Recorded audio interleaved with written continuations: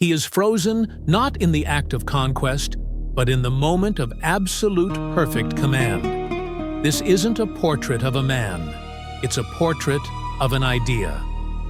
Jacques-Louis David's Napoleon crossing the Alps. Look at the sheer, impossible cliff face. Feel the bite of the invisible wind whipping his cloak. See the storm he is not just enduring, but dominating. Every element is a testament to difficulty, and etched right there on the rocks, as if carved by destiny itself, are the names of other great men who crossed these mountains: Hannibal, Charlemagne. And then, a quote, attributed to Napoleon, but speaking to a much older, sterner philosophy: "The greater the difficulty, the more glory in surmounting it."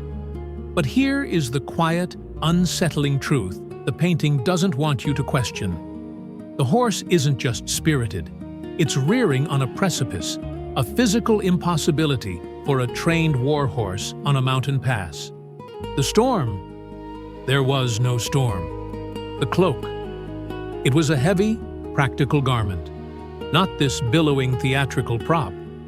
David fabricated the difficulty. He manufactured the peril, all to generate the glory. So if the glory is in the surmounting, what happens when the obstacle isn't real? Is true virtue found in enduring a genuine, gritty struggle? Or is it enough to simply appear to have overcome a magnificent one? This question cuts to the heart of a philosophical battle. On one side, Stoicism, the philosophy the quote misattributes to Napoleon. For the Stoic, the glory is an internal reward. It's the private knowledge that you faced a real, messy, and often unglamorous hardship with integrity. The glory is in the endurance itself, whether anyone sees it or not. It's a victory of character. Now look back at the painting. This is not Stoicism. This is neoclassicism. And its goal wasn't inner peace, but power. Its currency was image. David wasn't painting an event, he was engineering a symbol.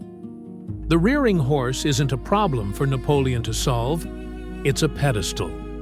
The storm isn't a trial, it's a special effect. The difficulty is a stage set, designed to make the act of surmounting it look divinely ordained. And it worked. This image didn't just depict a leader, it created one. It inspired armies. It convinced a nation. It made men believe in this version of events so completely that the reality, a calm crossing on a mule, became an irrelevant footnote. So, which is more powerful? The private, stoic endurance of a real obstacle, a glory known only to you? Or the masterful performance of overcoming a fabricated one, a glory that can move millions? The painting gives us its answer. The Stoic endures reality. But the figure in this painting, he transcends it. He isn't at the mercy of the storm. He is in a dynamic, beautiful struggle with it, a struggle designed to be witnessed. His glory is public, contagious, and because of that, politically potent. This is the unsettling genius of David's work.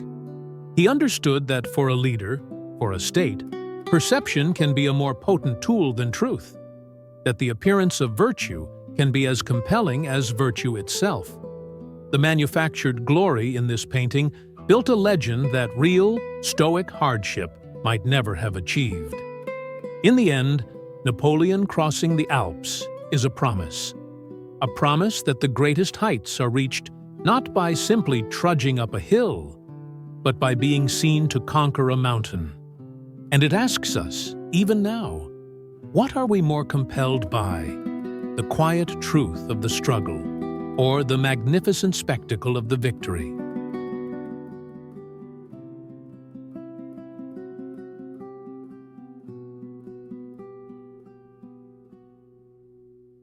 Maybe this video will inspire millions of you to subscribe to the channel.